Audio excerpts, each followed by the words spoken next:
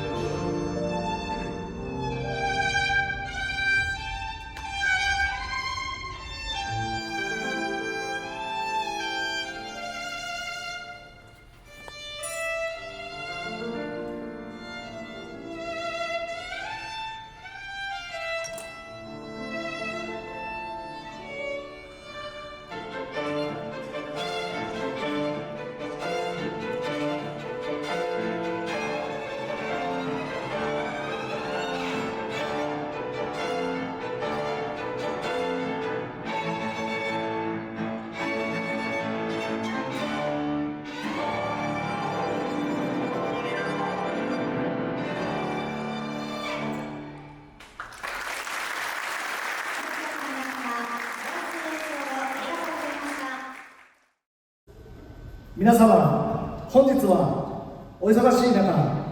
ベラジオコーポレーション株式会社創立25周年記念式典にご参加賜り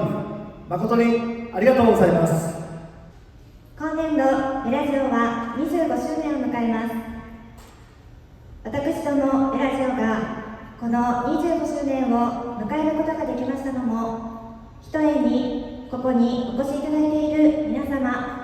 そしてベラジオに関わるすべての方々の支えがあったからです。またこのすべての皆様に対し、本日はこの式典のテーマであります感謝を通じ、私たちベラジオの思いをお届けしたいと思っております。それではただいまよりベラジオコーポレーション株式会社創立25周年記念式典を開会いたします。皆様、照明のスクリーンにご注目くださいませ。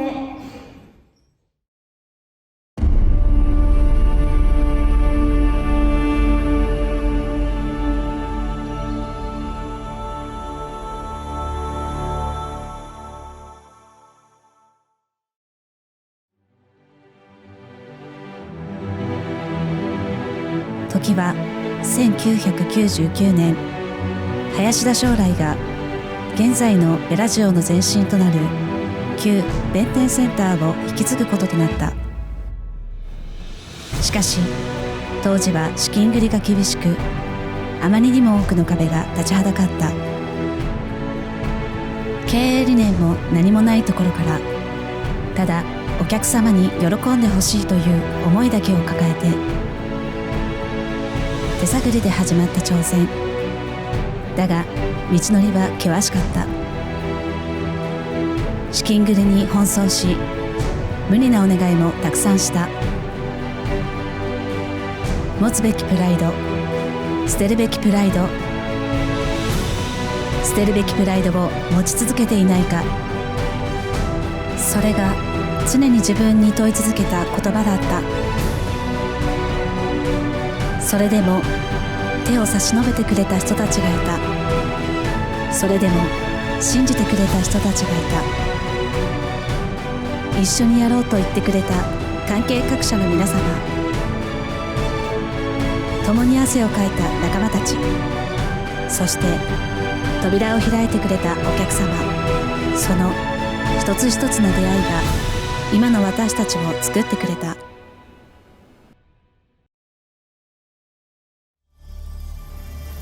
25周年式典、感謝。すべての人々と共に幸せになります。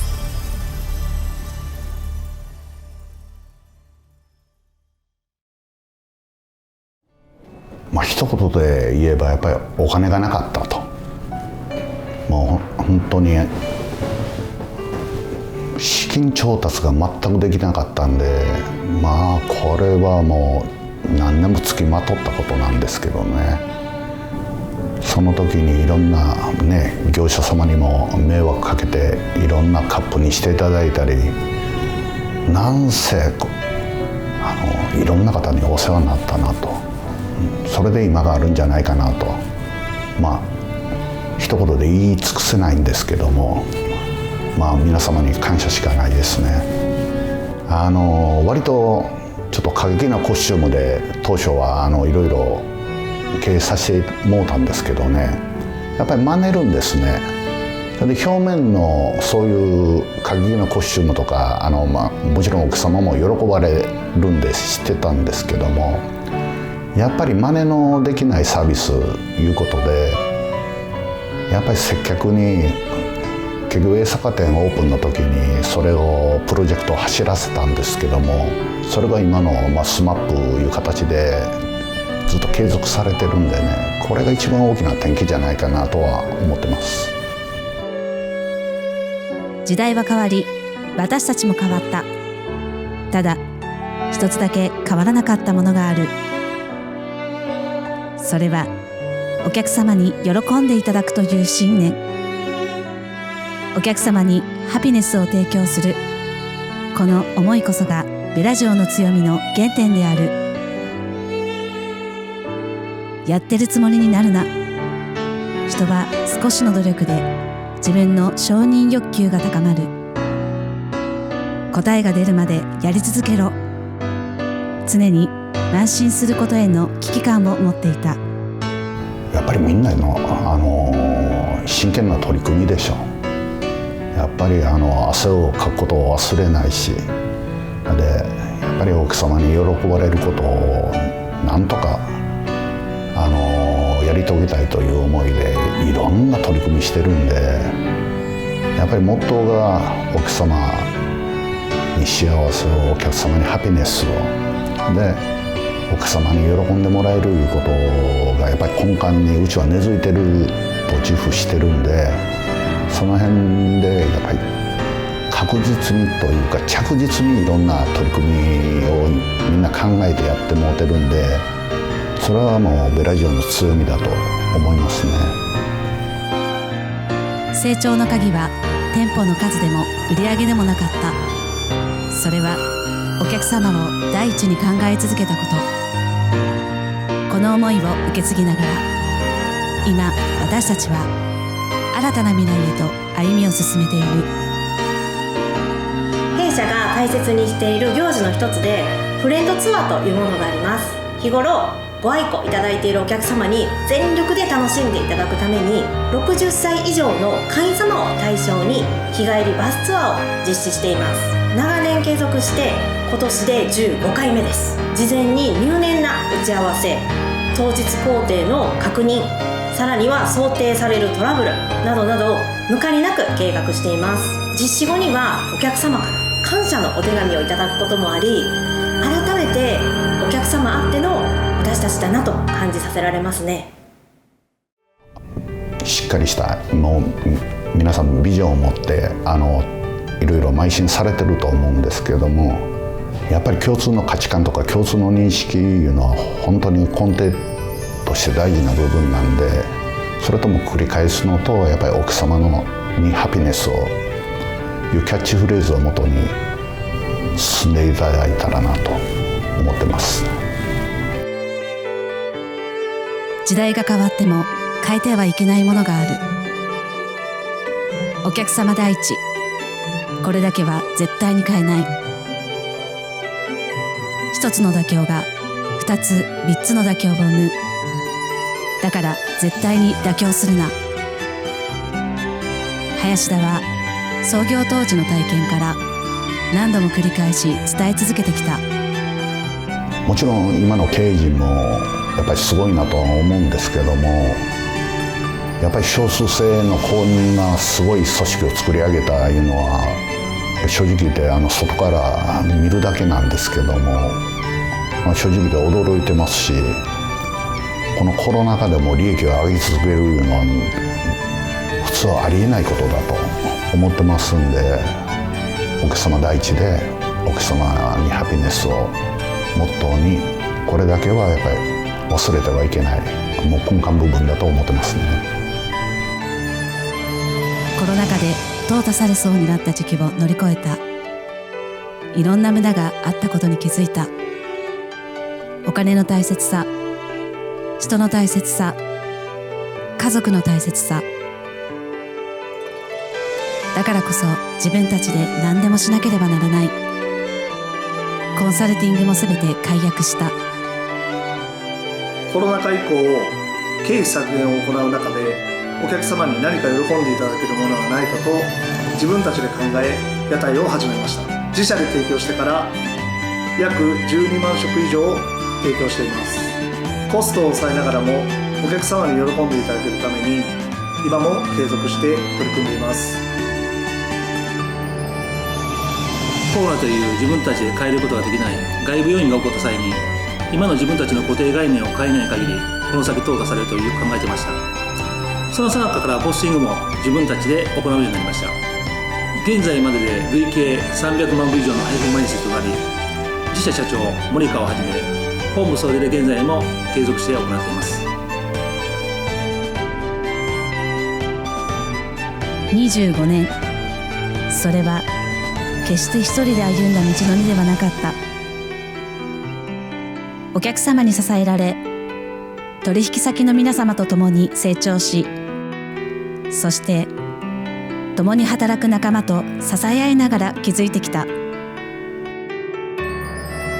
本当に25年という月日が本当にあっという間に過ぎましたと。いろんなことありますと。だけども今こうやってこの日を迎えるのも本当に皆様のおかげであり、感謝することを忘れずに来たおかげだと思ってますと。お互いがね、やっぱり信頼関係を持ってリスペクトし合って、やっぱりそういう関係ができるからいい仕事ができると思うんで、感謝するから感謝される、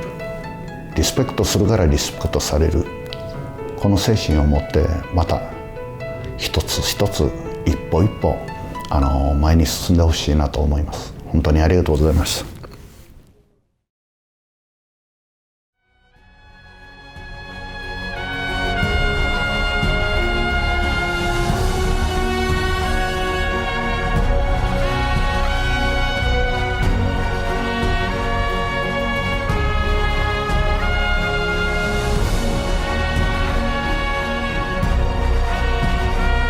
25年、振り返ればたくさんの出会いがあった。夢を追いかけ、壁にぶつかりながらも多くの仲間が支えてくれた。お客様、取引先の皆様、そして共に歩んできた従業員、この場にいるすべての人がこの25年の物語の大切な登場人物。リスペクトするからリスペクトされる。感謝するから感謝される。これまでの歩みを誇りに、そして未来を見つめて、これからも私たちは挑戦し続ける。新たな時代へ、共に次の未来を作っていこう。ベラジオのあり方は変わらない。すべてはミッションのために。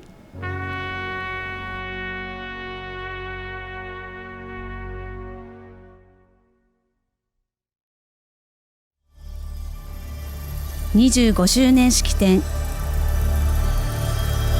感謝。すべての人々と共に幸せになります。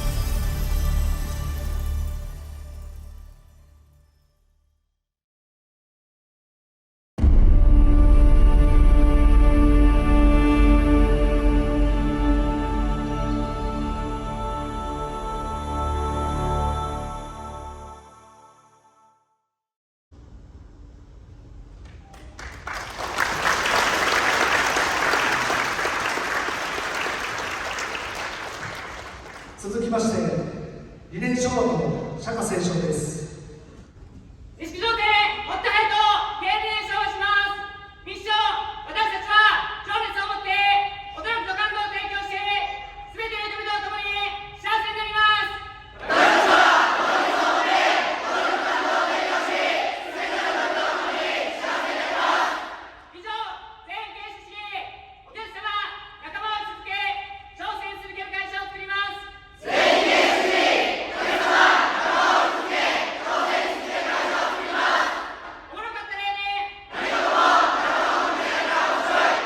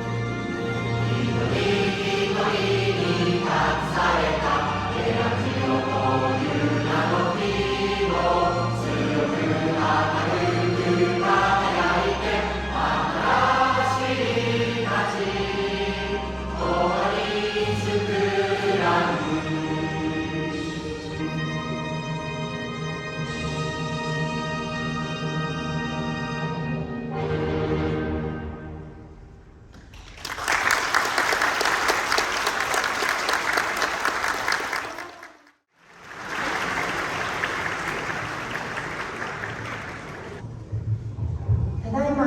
ご紹介に預かりました橋本まなみです。僭越ながら乾杯の挨拶をさせていただきます。本日はベラジオコーポレーション25周年誠におめでとうございます。25年前の2000年というメモリアルな年にここ弁天町に第1号店がオープンしました。先日林田会長の半生を描いた大阪カジノという映画があるんですが、それを見させていただいて、ここに来るまで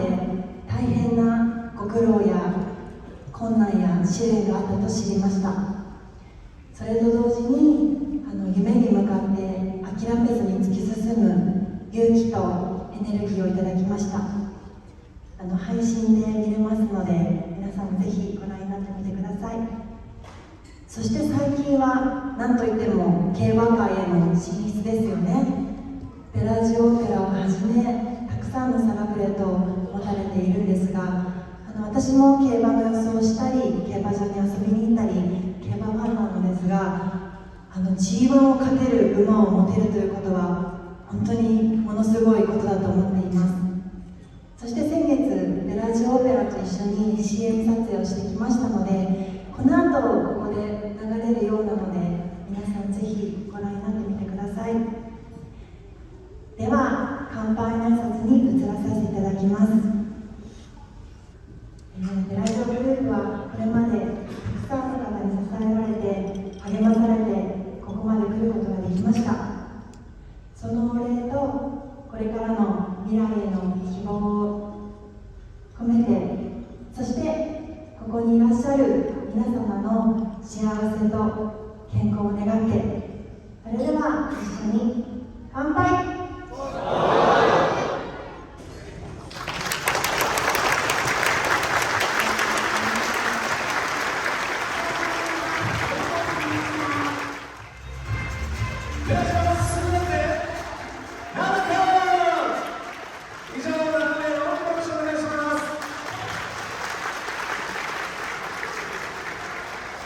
はい、ここにいる全員が違う店舗から集まってこの日のために一生懸命、練習してきました。チームベランダの皆さん、盛り上がる準備できてますか？お、まだまだ？ありがとうございます。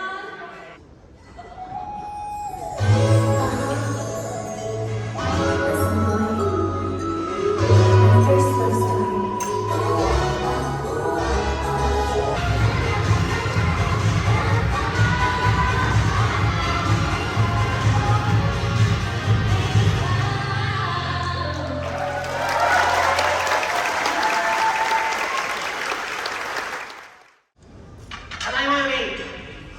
スマップ担当者によるスマッププレゼン開始します。よろしくお願いします。スマップ活動とは、ブラジオが創業当時から大切にしている取り組みです。エッセイ、スマイル、スピード、スマート、整理、清掃、清掃、誠実、次からなるバックベース、身だしなみ、挨拶、B、プレゼンテーションの頭文字を取ってスマップ活動と名付けました。25年の歴史の中で時代の変化とともにパチンコ店の数も減り、お客様の数も減ってきました。その中でベラジオはこの業界で勝ち残っていただければいけません。そのためにスマップ活動を続けていくのです。スマップ委員長のヒエです。経営理念のミッションを達成する、これがベラジオが目指すこの先のスマップ活動の永遠のテーマです。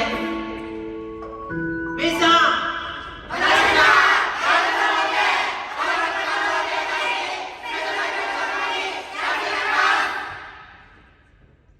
以上でスマップ担当者スマッププレゼン終了します。ありがとうございました。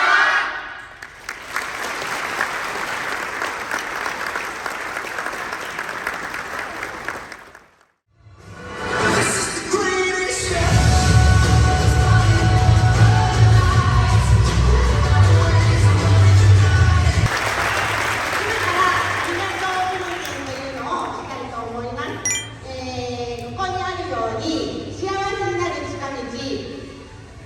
感謝することを忘れてはいけない。これはベラジオで大事にしているもう一つの取り組みになります。で、各店の皆さんがたくさんのありがとうを伝えて、そこで上位2店舗の方が今から心のこもったありがとうプレゼンを始めます。えのき商店永順期ありがとうプレゼン始めます。よろしくお願いします。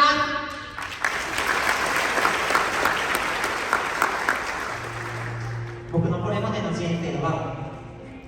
正直あんまりいいものではなかったです。人見知りで緊張しいで、自分の感情を表に出すのも苦手でした。なんと使うので誰かの心を動かせるようになって、もう自分に自信が持てました。頼りない副店長やったけど諦めんとついてきてくれたから、僕は今こうやって胸を張って夢の舞台に立つことができてます。ほんまにありがとう。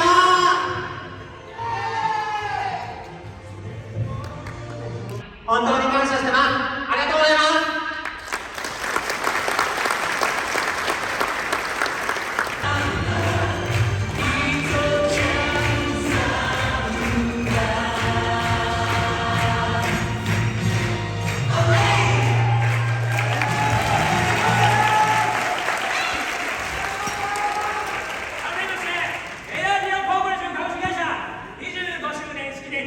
ご参加いただきまして誠にありがとうございます。一度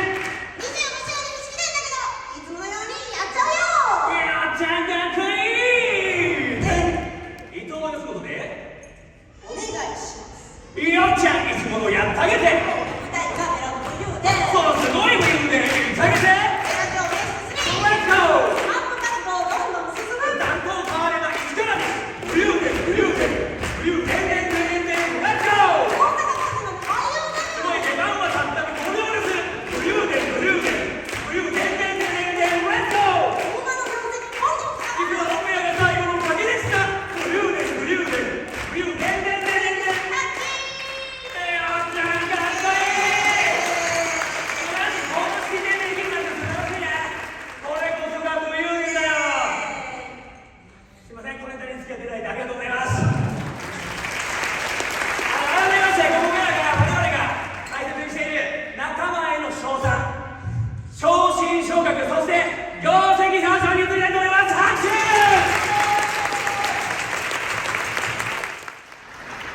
続きまして課長の発表に移りたいと思います。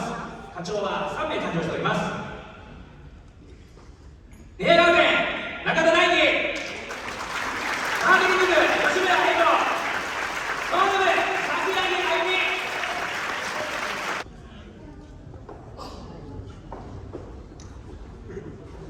司令中田大輝殿、令和7年4月11日付で2年に課長を任命する。令和7年3月28日ベラジオコーポレーション株式会社代表取締役社長森川光平。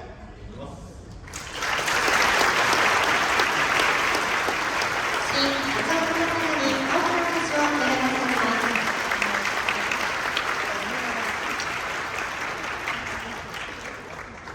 す。続きまして室長、それでは業績表彰の方に移りたいと思います。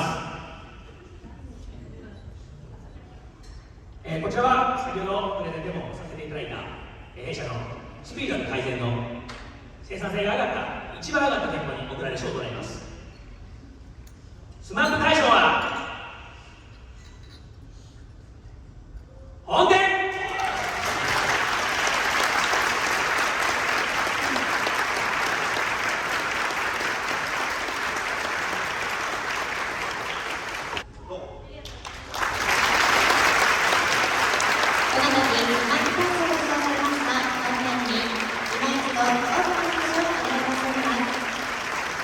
ただいまより弊社において最も素晴らしい業績をたたえる非常に名誉ある賞最優秀店舗賞の発表を行います。呼ばれましたら壇上までお越しください。それでは最優秀店舗賞の発表です。スクリーンにご注目ください。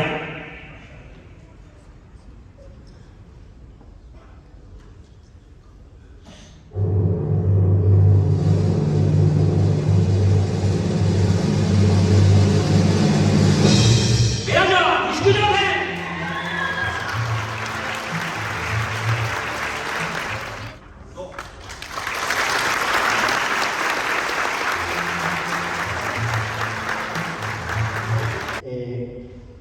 25周年という記念の時に、最優秀店舗賞をいただきまして本当にありがとうございます。またDVD でもありますけれども、日頃ポスティングや、屋台など、たくさん、支援をいただいています。森川社長をはじめ、本部の皆様、また、すでに携わっていただいている関係業者様、本当にありがとうございます。半年間外部要因の影響もあり、厳しい時もありますけれども、西商店のスタッフ、一人一人が今できることを精一杯一生懸命努力作、やってきた、成果が、最優秀店舗賞につながったんだと、感じています。私事ではございますが、ちょうど15年前10周年式典の時にこの、西九条店で一般社員としてこの壇上に立たせていただきました。15年経過し、立場は変わりましたけれども、25周年に最終店舗賞をいただきまして、本当に嬉しく思います。本当にありがとうございます。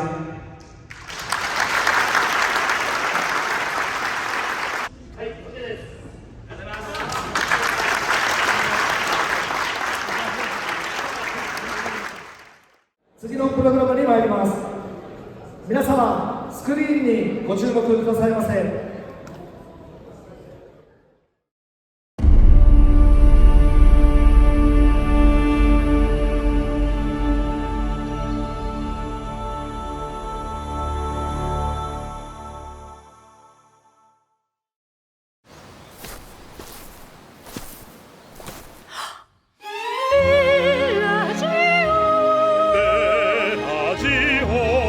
驚きと感動を届けたい。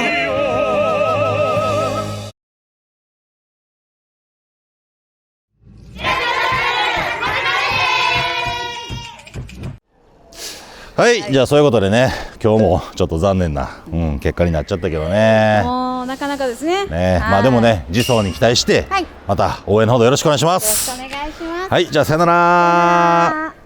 いカット。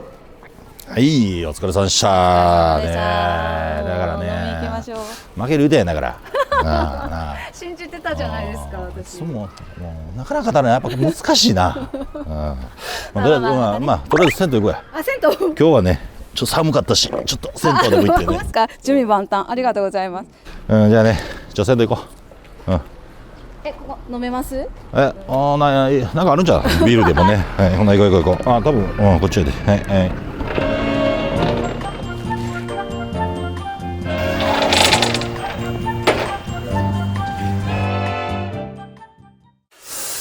いらっしゃい。いらっしゃい。いらっしゃい。いらっしゃい。いらっしゃい。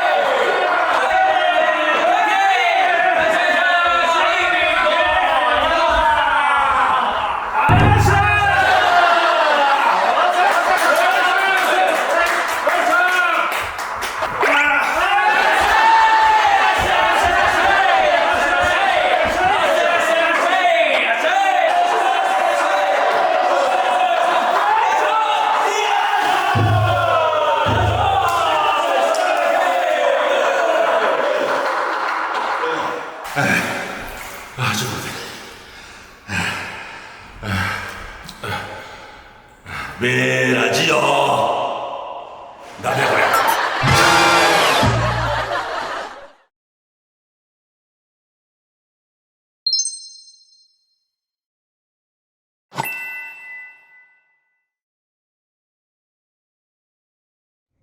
競馬事業を始めたきっかけはもともと福祉事業とかいろんなね個人みんなで訪問していろんなプレゼントを送ったり、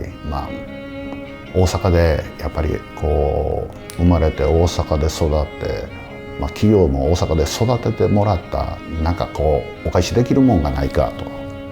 と。でいろんなスポーツ団体も目の出ないスポーツ団体とかいろんな応援させていただいたんですけども、その中で、たまたま園田競馬場にちょっと遊びに行ったのがきっかけで、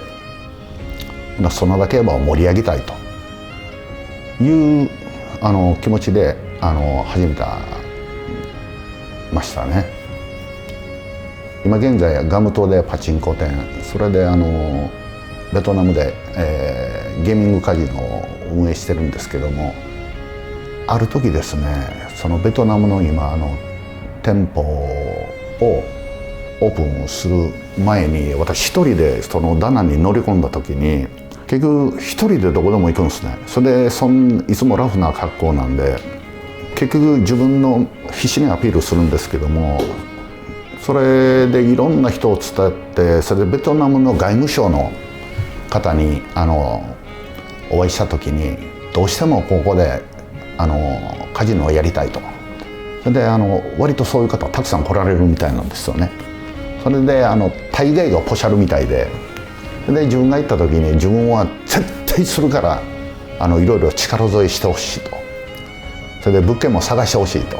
言った時に分かりましたと。それで一応私はこういうもんですと。3日後にあなたは偽物だ言われたんですね。なぜならばそのホームページにあなたは出てこない言われて、それで偽物だ言うもんなんで、私は本当だから言って、ほんなら馬主で調べてくれと。そしたら一応馬主で本当に私の名前が出てきて、それから急ピッチで進んで、もう次の日には一応もう物件いただいてここでカジノをできるんでいうことで、もうその1ヶ月後にもう契約したんですけども、結局その時地方競馬の馬主はしてたんですけども、日本の馬主いうことでだいぶびっくりされてたんで、これは中央登録せんとちょっとまずいと思う節があって、それですぐ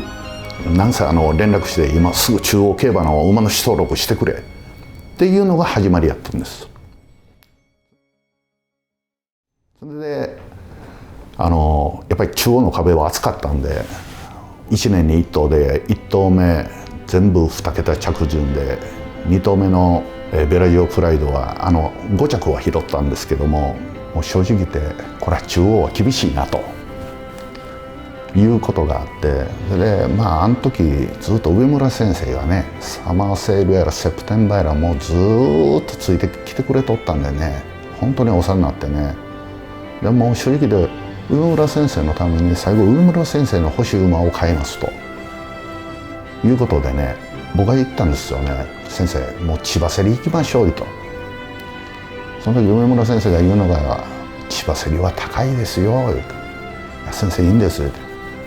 もう先生そこまでいろいろもう必死で私のためにねずっとここまでされてきたんで、もうこれ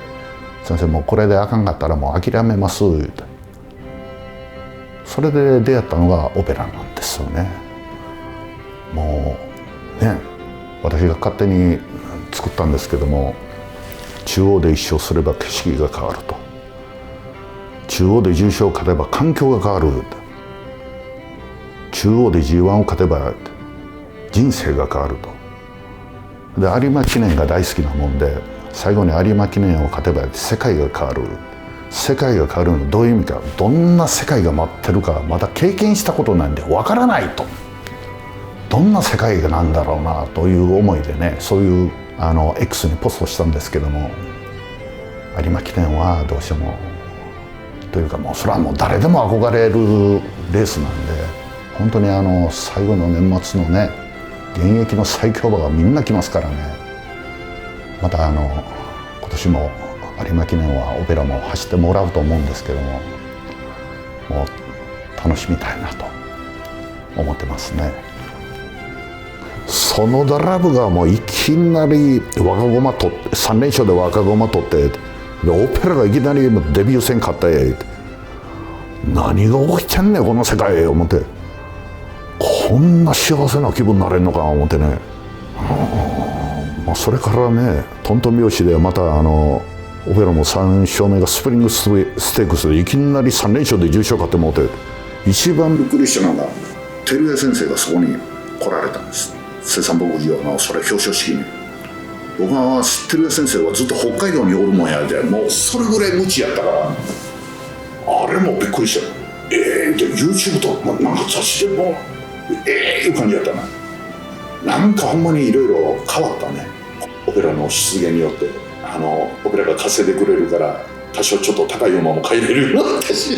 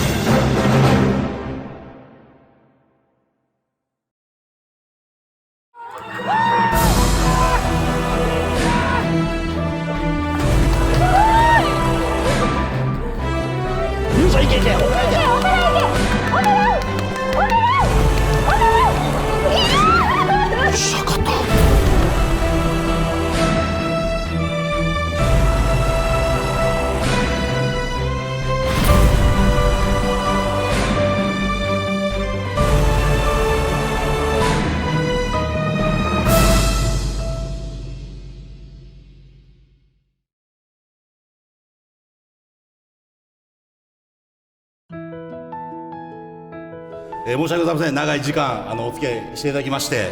私先ほどご紹介に預かりましたベラジオコーポレーション代表取締役の森川光平と言います。改めまして、本日は、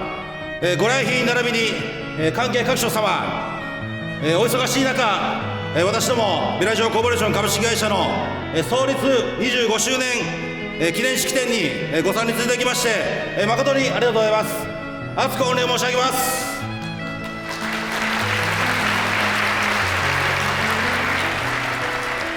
そして弊社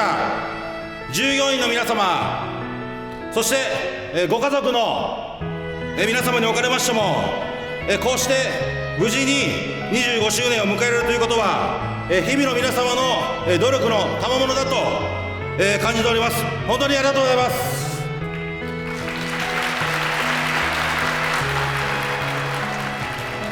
最後に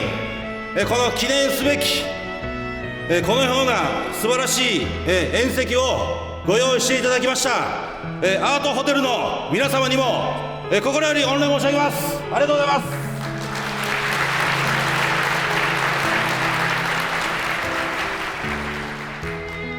す。そして最後ともなりますがこれから未来に向けたベラジオはこの式典を機にまた新たに出発していきます。その中で弊社の思いとしてはこれぐらいでいいやとか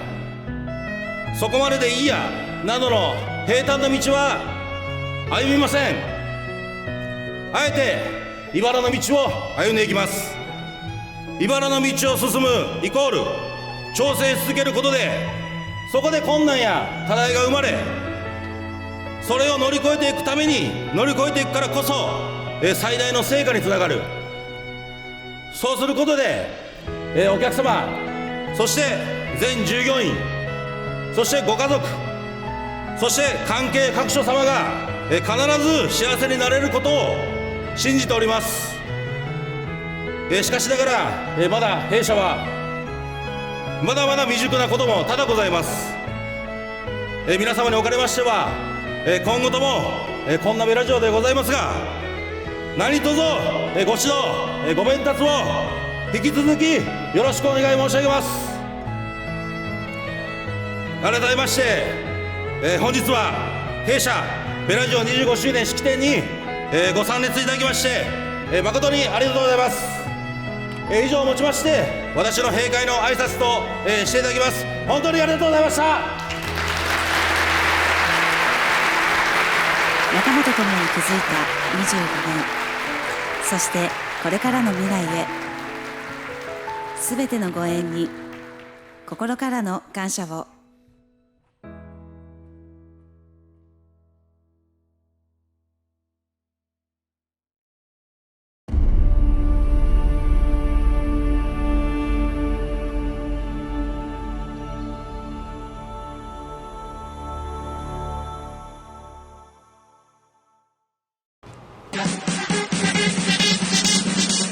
And the beat drops.